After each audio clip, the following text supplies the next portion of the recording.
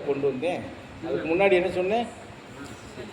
சிவனை சார்ந்து பயணம் பண்ண, சிவனை சார்ந்து பயணம் பண்ணால் ஓட்டையாண்டியாக போயிடணும்னு சொன்னாங்க இல்லையா? இந்த பரதேசி ஓட்டையாண்டியாகவும் இருக்கேன் இல்லை சார். சொல்லுங்க. என்னுடைய பயணம் சிவ சித்தாந்தம், சித்தர்கள் வழிபாடு தான். ஆனால் ஆணிவேர் எங்கே? சிவனை சார்ந்து தான். சிவனுக்கு உள்ளடங்கினது தான் சித்த வழிபாடு. சிவன்னு எடுத்துக்கிட்டால் சிவனை விட சித்த வழிபாடு இன்னும் கொடுமையானது. ஆனால் ஓட்டாண்டியாக இருக்குமா? உங்களை விட பெரிய செல்வாக்கு யாருன்னா இந்த பரதேசி தான். இப்போ என்ன கணேஷ்? ஆமாம் சாமி, கேட்கவே இல்லையா? பக்கத்தில் பிச்சாசாமி கேட்டுச்சு அவர் சொல்லுது.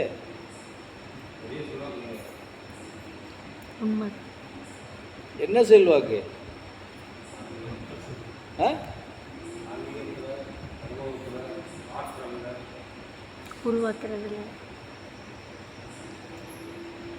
பக்தர்களை அரவணைக்கிறது இல்லை, பக்தர்களை மேன்மைப்படுத்துறது இல்லை, அவங்க கஷ்ட நஷ்டத்தை பங்கு போடுறதில்ல.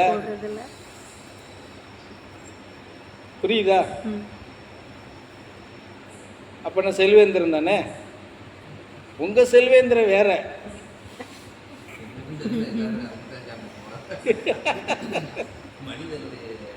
எப்படி? உங்க செல்வேந்திரன் வேற. எங்களை போல பரதேசிகள் இருக்கிற செல்வேந்திரன் இப்படி. உங்க ஆசைகள், எண்ணங்கள், பேராசைகள் வேற. எங்களுக்கும் ஆசை இருக்கு, எங்களுக்கும் பேராசை இருக்கு. எப்படி?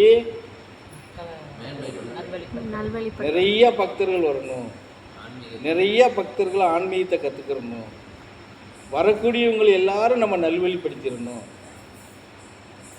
இது எங்களுக்கு இருக்கிற ஆசை. அப்படி பாக்கிய இதுதான் தாய் உண்மை. புரிஞ்சுக்கணும்னா கஷ்டம்தான். இப்படியெல்லாம் ஒருத்தர் இருப்பாங்களா அப்படின்னு என்ன சொல்லும்? புரிஞ்சதா? அது இந்த பரதேசியோட அதிகமான ஆன்மீகத்தோடு நெருங்கி பழகினவங்களுக்கு மாத்திரம்தான் இந்த உண்மை விளங்கும்.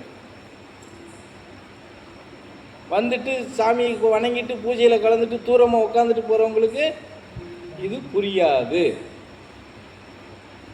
அவருக்கு என்னப்பா கோடீஸ்வரர் மாதிரி இருக்காருப்பா, எங்கேருந்து தான் வருதுன்னே தெரியல, இப்படி பேச சொல்லும். புரியுதல் இல்லைன்னா, புரிதல் வந்துருச்சுன்னா அது வராது. உண்மை தெரிஞ்சதுக்கப்புறம் அந்த இது வெளியே வராது இல்லையா? அப்போ சிவனை நேசிச்சா எல்லோரும் இந்த செல்வாக்கு அடையலாம். இதில் இருக்கிற எப்படி சொல்றது மகிழ்ச்சி எதுலேயும் இருக்காது.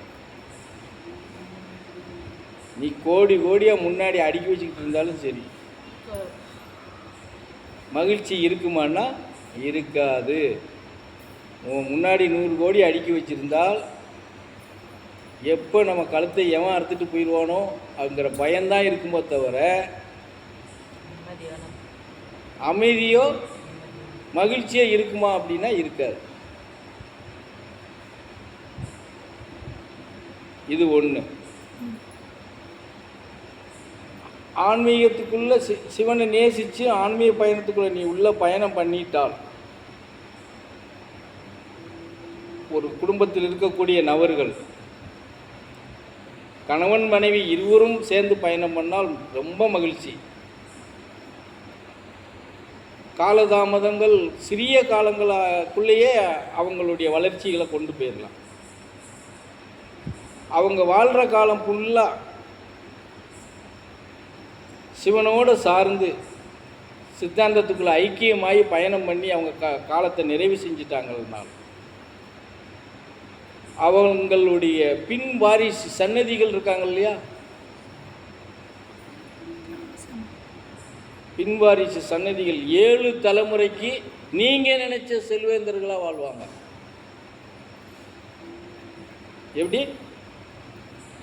7 தலைமுறைக்கு. அந்த 7 தலைமுறைக்குள்ள நீங்க 2 முறை பிறந்து அந்த செல்வத்துக்களை நீங்க அனுபவத்திலே இருப்பீங்க. இதுதான் உண்மை. நாங்கள் சொல்றோம் இல்லையா, தற்காலிக தீர்வுக்கு நீங்க எதிர்பார்க்காதே, தொலைதூர பயணத்துக்கு எதிர்பாருன்னு சொல்றோம் இல்லையா. இதுதான் இன்னைக்கு நீ கஷ்டப்படு, நீ பிறந்த பிறவி பலன் அப்படி. உன்னை சார்ந்த முன்னோர்கள் செய்த நல்ல காரியங்கள் உன் முன்னாடி நிறைய மலை மூல குமிச்சு வச்சுட்டு போயிட்டான். அதை வெட்டி நீ சமநிலைப்படுத்தணும்னா 1 நாளோ 2 நாளோ ஆக முடியாது, பல ஆண்டுகள் தேவைப்படும். அது வரைக்கும் நீ பொறுமையாக காத்து இருந்து தான் ஆகணும். அப்படி இருந்து பொறுமையோடு நீ அந்த நிதானத்தோடு பயணம் பண்ணினால் உங்களுடைய சன்னதிகள் 7 தலைமுறை நீங்கள் நினைச்ச செல்வேந்தர்களாக வாழ்வாங்க. அதில் 2 முறை நீங்கள் பிறந்து அதை அந்த அனுபவத்தில் அனுபவித்து நீங்களும் மறையக்கூடிய இது இருக்குது. இதை நோக்கி தான் நீங்கள் இருக்கக்கூடிய பக்தர்கள்லாம் பயணம் பண்ணுங்கன்னு நாங்கள் அவங்களுக்கு அறிவுரை கொடுக்குறோம்.